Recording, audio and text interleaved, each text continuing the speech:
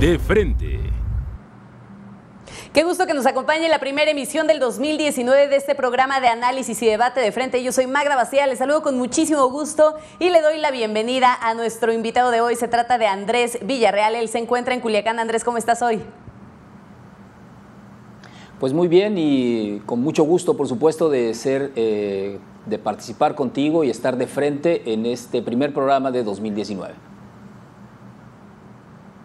No, bueno, estamos abriendo, pero de lujo, de verdad, Andrés. Además, hay muchos temas bastante calientes en el país que vale la pena desmenuzar un poco y analizar. Vamos a platicar de dos columnas que fueron publicadas a lo largo de esta semana y ya le diremos cuáles. Además, hablaremos de la Guardia Nacional, del juicio del siglo, este caso que se está llevando a cabo allá en los Estados Unidos respecto al Chapo y las repercusiones que ha tenido en el país, y de la política exterior de México. Y pues esto referente a la Cuarta Transformación, ¿no? Cómo está llevando sus relaciones con el mundo. Vamos a hablar de estos temas y si te parece, Andrés, vamos a tratar solamente de desmenuzarlo en 3 minutos. Es la dinámica del programa, tú la conoces bien y nos vamos de lleno con el primer tema de hoy. Esta columna publicada en El Financiero, Huachicol, AMLO investiga a Peña Nieto, de Salvador Camarena, en donde prácticamente dice que se entiende ya el problema del robo del combustible que viene de sexenios anteriores, pero la gran pregunta es, ¿Andrés Manuel López Obrador tenía una estrategia para afrontar este problema? Bueno, todo pareciera que si había esta estrategia, quizás no esperaban que el desabasto se complicara tanto como lo se encuentra en estos momentos. Pero lo que queda claro es que el tema del robo de combustible durante muchísimos años no ha sido posible combatirlo. Quizás en la prospectiva que hacían los gobiernos de Peña Nieto, Calderón y Fox era justamente el problema del desabasto y mejor preferían seguir actuando con esas pérdidas que representaba el robo de combustible, que algunos cálculos señalan que es entre 50 y 60 mil millones de pesos. Para que el público ubique esta cantidad, porque suena muchísimo, es más o menos el presupuesto de un estado del tamaño de Sinaloa para todo un año. Es decir, no es menor la cantidad que tiene que absorber Petróleos Mexicanos por el robo de combustible, 60 mil o 50 o 60 mil millones de pesos. Ahora que Andrés Manuel López Obrador anuncie que esto repercute, por supuesto, en un caso de corrupción y a los más altos niveles de Pemex, no me parece ninguna novedad.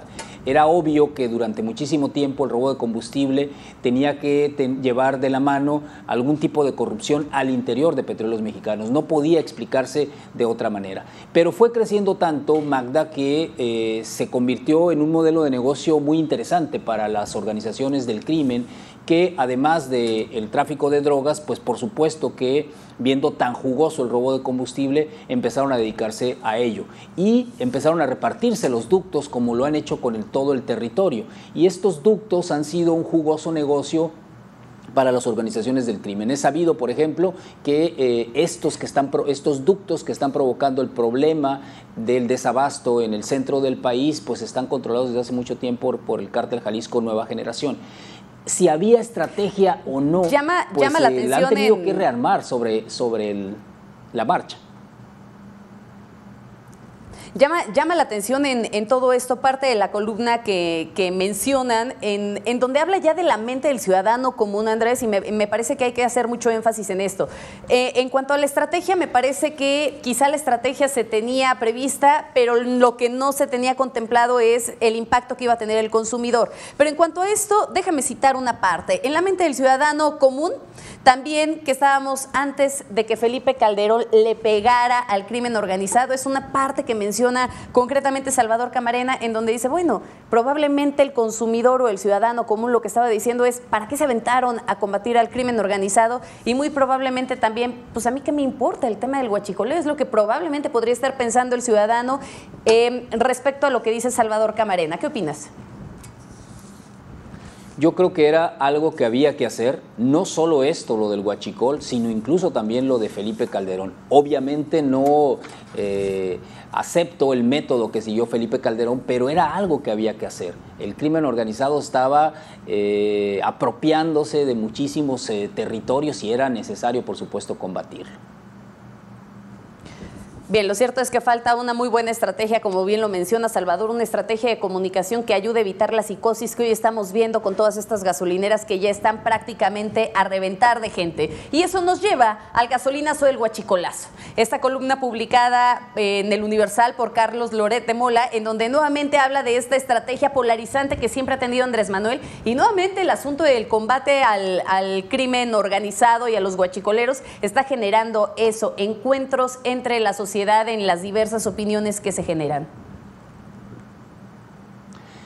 Bueno, esta columna me parece muy desafortunada, muy ligera, Magda, de Carlos Loret. Me parece que no va al punto neurálgico como creo que sí lo hace Salvador Camarena, y decir que esta política polarizante que ha seguido durante muchísimos años Andrés Manuel López Obrador, pues más de 20 años, 18 que tiene este siglo, ha sido básicamente su estrategia, que lo está haciendo aquí también, pues me parece exagerado la descripción que hace, el análisis que hace. Pero bueno, el punto es que ciertamente esta situación no es para que los ciudadanos la aprueben. Si tú llegas a la gasolinera y aparte de que está muy cara, que ya haces un coraje casi siempre porque está muy cara y porque no logras ni siquiera con 1,000 pesos llenar tu tanque de gasolina, pues obvio que además de eso, hacer largas filas o tener que estar recorriendo varias gasolinerías para encontrar dónde diablos vas a surtir y que eso además te va a llevar a gastar más gasolina, pues claro que no va a ser una decisión que nos haga sentirnos a gusto con el Estado o con el gobierno o con Petróleos Mexicanos. A ver, pero espérame, porque aquí hay varias cosas que hay que tomar en cuenta. Es que ese es el punto. Dices, no hace un análisis profundo. No lo hace. Probablemente se quede escueto en algunas cosas aquí, Carlos Loret. Pero lo que sí dice, a ver, si hubiera sido fácil combatir al huachicoleo, el robo de hidrocarburos, pues desde hace mucho tiempo se hubiera combatido. Hay una parte importante que menciona y dice, a ver, se estiman más o menos cuáles son las pérdidas o las ganancias económicas que ya está teniendo Pemex al combatir el robo de hidrocarburos, que estamos hablando de más o menos 2.500 millones de pesos. Pero lo que no se ha dicho es a cuánto van a ascender las pérdidas económicas si este problema termina ampliándose, si termina paralizándose Ciudad de México o las demás entidades que ahorita estamos presentando el problema del desabasto. A ver, Andrés, tenemos un tema de 492,000 barriles diarios, que aproximadamente era lo que se llevaba a través de los ductos. ¿Tú crees que va a haber las pipas suficientes para poder abastecer las distintas gasolineras? Creo que no lo menciona con el dato Carlos Loret, que es como bien dices, no hace el análisis profundo, pero ahí está el planteamiento, ¿eh? Hace demasiadas especulaciones, Magda, de empezar a decir qué va a pasar si durante semanas se mantiene esta situación, qué va a pasar si esto y el otro.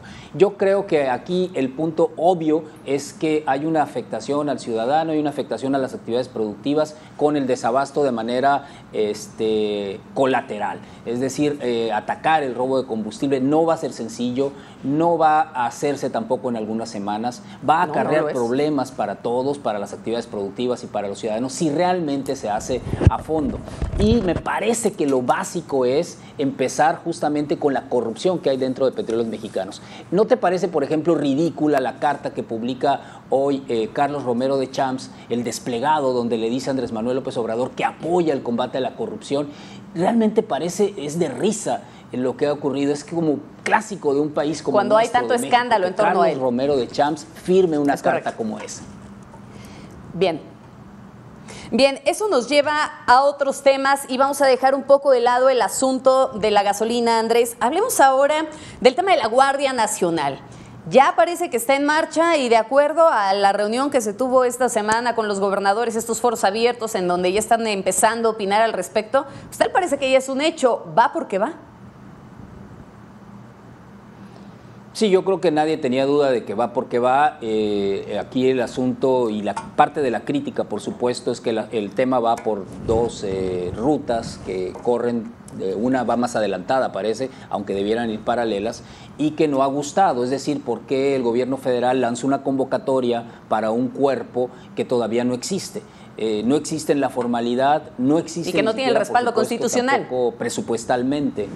No, claro, y al no tener un respaldo legal, pues no existe. Entonces, el lanzamiento de esa convocatoria, por supuesto que incomoda. Pero me parece que hay otra cosa anterior y que es de fondo, y va en relación a la crítica que siempre se hace a los países latinoamericanos de militarizar a sus cuerpos policíacos. Y México tiene mucha experiencia en eso y lo ha hecho durante muchísimos años, no desde Calderón como normalmente se platica, sino desde mucho antes. No, desde antes. Con Ernesto Zedillo incluso había ya muchos sesgos de meter al ejército en labores de seguridad pública. La Guardia Nacional tiene esa crítica básica que es que va a partir de esta fuerza militar, es decir, va a estar incluso dirigida por militares. Y ahí parte de su crítica. Creo que, sin embargo, en el camino podría legitimarse siempre y cuando, por ejemplo, sus mandos fuesen civiles de entrada desde inicio. Pero es la discusión justamente que hay en estos momentos en el Senado. No son detalles, son cosas bastante el trasfondo de todo esto es si... El trasfondo de todo esto es si el mando debe de ser civil o federal, si además deben de estar involucrados en cuestiones de investigación, como en algún momento se ha planteado esta posibilidad de que ellos también puedan estar investigando. Y lo que decían los gobernadores es que tendría que ser solamente un asunto temporal de la mano civil y sin facultades pues realmente para investigar los delitos, además de que pues termine respetando la soberanía, ¿no? Es a lo que le están apostando los gobernadores, que ya hemos visto también muchos dimes y diretes en este sentido, pero pues tal parece que ya es un hecho con esta convocatoria que lanzan. Ahora, ayer se mencionaba un tema importante.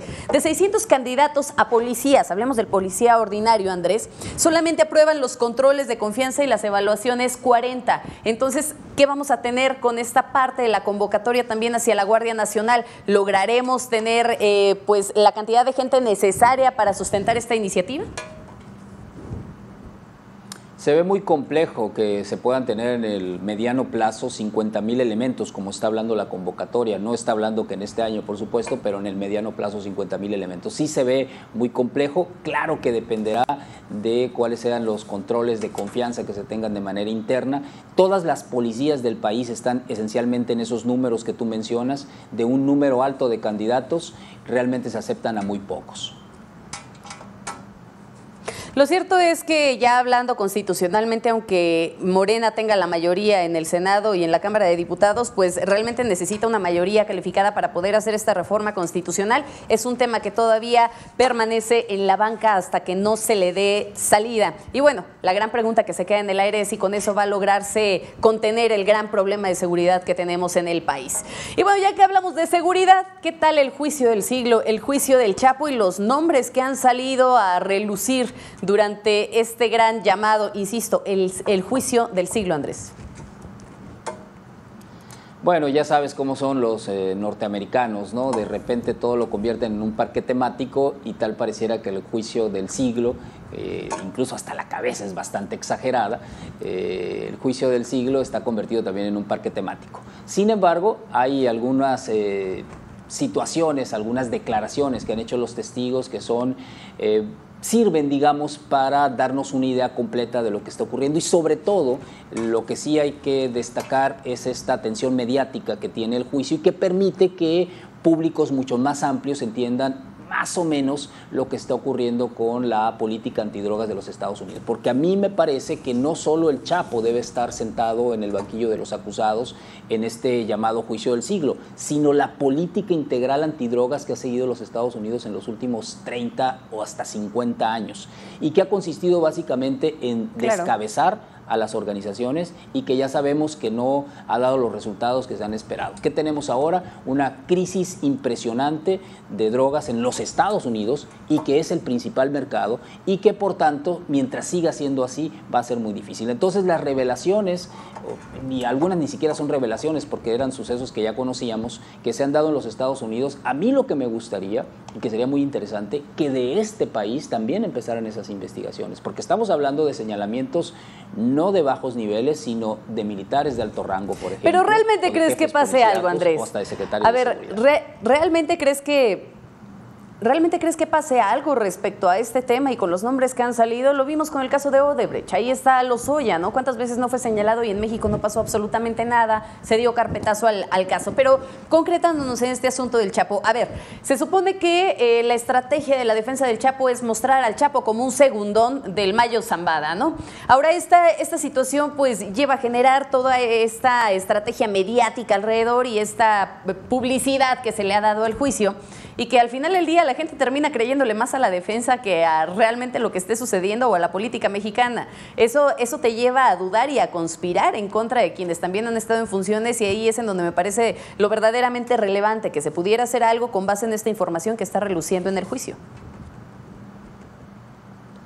Yo creo que queda muy claro que México tiene un grave problema desde hace muchos años. Estamos hablando de Joaquín Guzmán, un hombre que estuvo más de 30 años en el negocio de las drogas, y en México tenemos que partir de reconocer que tenemos un problema institucional para el combate al tráfico de drogas, un problema de corrupción que ha penetrado en todos lados, en la política, en la empresa, etcétera. Y si no partimos de esa base, si no reconocemos el problema, podrán juzgar al Chapo, pero en realidad están juzgando a toda una política en México. Ahora, y lo concluyes muy bien, necesita hacerse algo en nuestro país, está visualizado perfectamente el gran problema de corrupción que se tiene, que eso finalmente termina generando todas las ligas con el crimen organizado, y gran parte de las problemáticas que imperan en este país se derivan de eso, de la corrupción. Habría que analizar si posteriormente pues logran llegar también a ese banquillo los que ya han sido señalados en este juicio.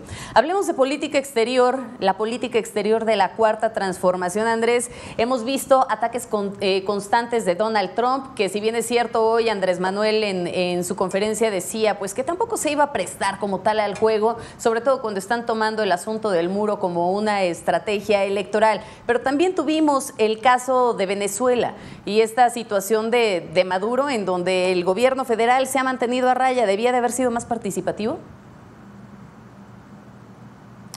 Bueno, esos son apenas los primeros semanas, estamos poco más de un mes del gobierno de Andrés Manuel López Obrador. Me parece claro que además durante muchísimo tiempo, ante los señalamientos que tuvo, no en esta campaña, sino incluso desde la del 2006, de supuestas relaciones del equipo de Andrés Manuel López Obrador con el gobierno de Venezuela, en aquel entonces con Hugo Chávez y después con Maduro, me parece claro que es uno de los temas más escabrosos para la política exterior de Andrés Manuel López Obrador, de esta Cuarta Transformación.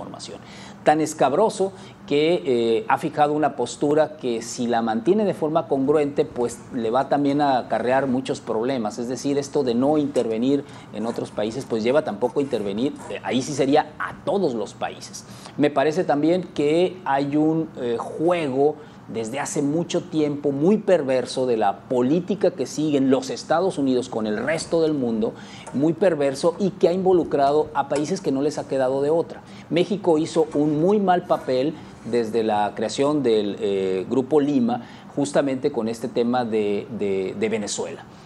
Hizo, digamos, la parte sucia, el trabajo sucio que Estados Unidos desde un oropel no se atreve a hacer, pero que todos sabemos que es conocida desde siempre como la política del garrote, y que le ha seguido mucho con Venezuela, lo ha garroteado impresionantemente. Es un pueblo que está sufriendo en estos momentos. Pero también estuvo en Colombia con la FARC y estuvo en la Guerra Fría México involucrado, y también que no me digan que México no ha metido la nariz, ¿no? O sea, ha estado involucrado en muchas cuestiones, y si bien es cierto algo que mencionas, no le ha querido entrar al tema seguramente por la amistad que tiene con Nicolás Maduro, pero le debe de quedar claro algo al presidente. Ahora no se representa nada más a él, representa a toda una nación, y si bien es cierto ellos se han puesto a favor de la defensa de los derechos humanos, pues entonces también tendrían que pensar qué tipo de derechos humanos se están defendiendo en Venezuela, y entonces el papel que estamos jugando en nuestro carácter de defensores a nivel internacional. No, yo creo que debemos primero ser defensores de los derechos humanos de manera interna, y Enrique Peña Nieto jugó un papel muy pobre en ese sentido. Es decir, había señalamientos de organismos internacionales de violaciones graves de derechos humanos en México, no en Venezuela. No, entonces era más fácil criticar los derechos humanos en Venezuela que seguir Basta un caso, los señalamientos que se hacían aquí en México. Ayotzinapa y casos de tortura documentados que hizo. Y muchos más, Tlatlaya, y podemos sacar muchos casos más. Qué fácil ir a ver a Venezuela, ¿no? Sí, aunque sí creo que necesitaría tener una postura más clara ante esa situación y no mantenerse tan al margen. Mira, en muchas ocasiones, Andrés, se ha dicho que México debe de empezar a liderar también algunas cuestiones de América del Sur. Sin embargo, no lo está aprovechando. O sea, sí, se está manteniendo al margen, pero yo creo que también hay algunas cuestiones en las que tendría que ser más participativo y simplemente, ante el caso de Estados Unidos, pues tampoco lo estamos viendo muy activo, que digamos, sí se está manteniendo al margen, pero entonces, ¿en dónde están las garras y los dientes para defender a nuestro país en esos temas? Coincido contigo, se tienen que atender las problemáticas interiores, pero también se debe de ser más aguerrido al momento de defender a nuestro país en este ámbito internacional. No estoy tan seguro, no comparto eso, pero lo respeto. Pero eso ya nos dará otro de frente, Andrés. Muchísimas gracias por haber participado hoy con nosotros, por platicar, por ayudarnos a desmenuzar estos temas y nos vemos en la próxima, Andrés. Gracias, un abrazo. Pues ahí está la opinión de Andrés Villarreal, este análisis que se ha hecho frente a los temas que planteábamos al inicio de este programa. Muchísimas gracias por habernos acompañado. Nos vemos en la próxima. Yo soy Magda Bastida. Esto fue De Frente.